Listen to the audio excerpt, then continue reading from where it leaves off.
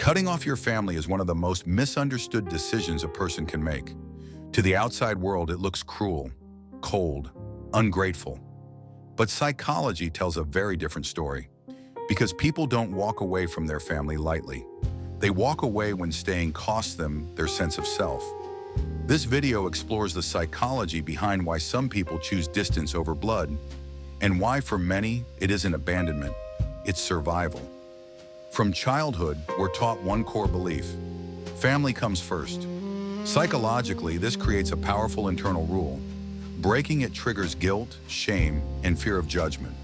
That's why cutting off family feels heavier than ending friendships or relationships.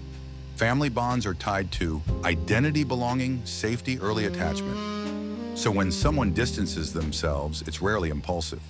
It usually comes after years of internal conflict.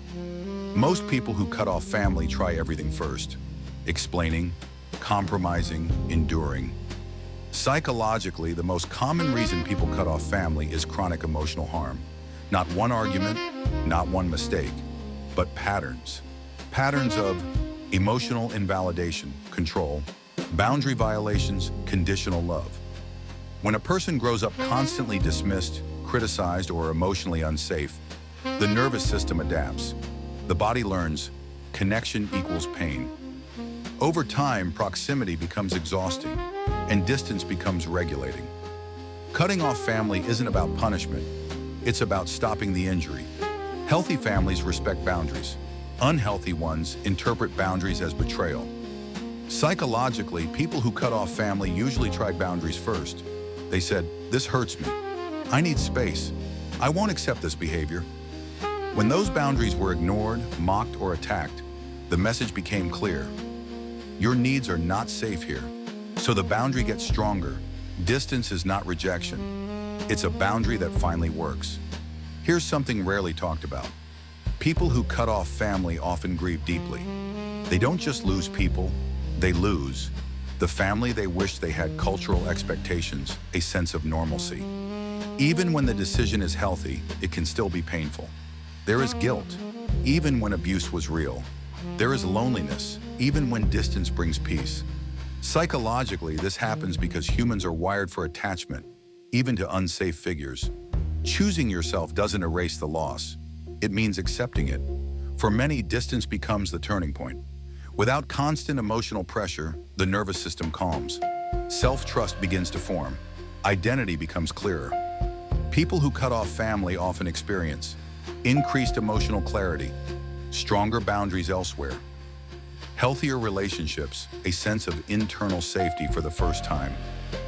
This isn't because family was evil, it's because healing sometimes requires space.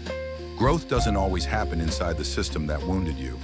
Cutting off your family doesn't end the story. In many ways, it's where the real psychological work begins. Because once the noise is gone, you're finally alone with yourself. And that silence can feel freeing or terrifying. One of the biggest psychological shifts after cutting off family is identity collapse. Many people grew up playing a role: the responsible one, the peacemaker, the strong one, the invisible one. When family is gone, that role disappears, and suddenly the mind asks, who am I without them? This can feel destabilizing at first, but psychologically, it's also where authenticity begins. For the first time, identity isn't shaped by survival, but by choice. Here's something most people don't expect. Peace can feel uncomfortable. When someone grows up in emotional chaos, their nervous system becomes calibrated to tension. Calm feels empty. Silence feels suspicious. Stability feels unfamiliar.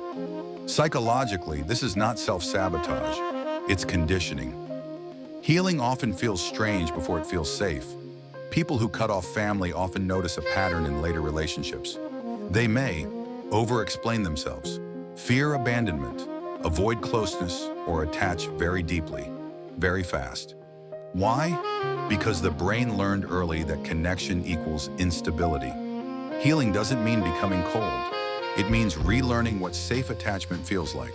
Slow, mutual, respectful. Guilt doesn't mean you made the wrong choice.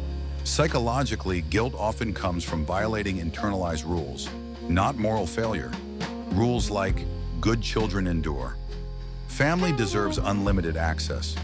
Loyalty means silence. When you break these rules, guilt appears, even if the decision saved your mental health. Healing means questioning inherited beliefs and deciding which ones no longer serve you. Some people reconnect later, some don't. Psychology doesn't demand reconciliation. It demands awareness. Reconnection is only healthy when accountability exists, boundaries are respected, emotional safety is real. Without those, distance remains a form of self-respect. Healing is not about reunion, it's about alignment. Cutting off your family is not the end of pain, but it can be the end of repetition. Because once distance is created, a deeper question appears. How do I care for myself in the ways I was never cared for? This is where healing truly begins. Many people who cut off family are forced into adulthood early. They learned responsibility before safety, awareness before comfort, strength before softness. Reparenting means becoming the adult your inner child never had. Psychologically, this looks like speaking to yourself with patience instead of pressure, allowing rest without guilt, creating structure without punishment. Healing is not becoming harder, it's becoming safer inside your own mind. One of the deepest wounds of family trauma is self-doubt.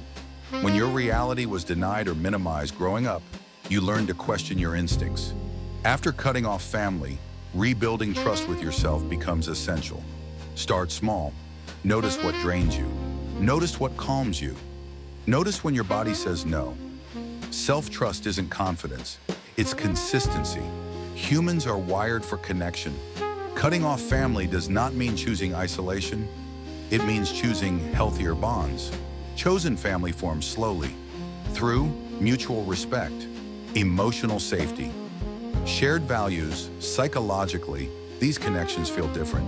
They don't demand loyalty through fear. They earn closeness through care. Even when the decision is right, grief remains. Not for the family you had, but for the family you needed. This grief has no timeline, and it deserves compassion.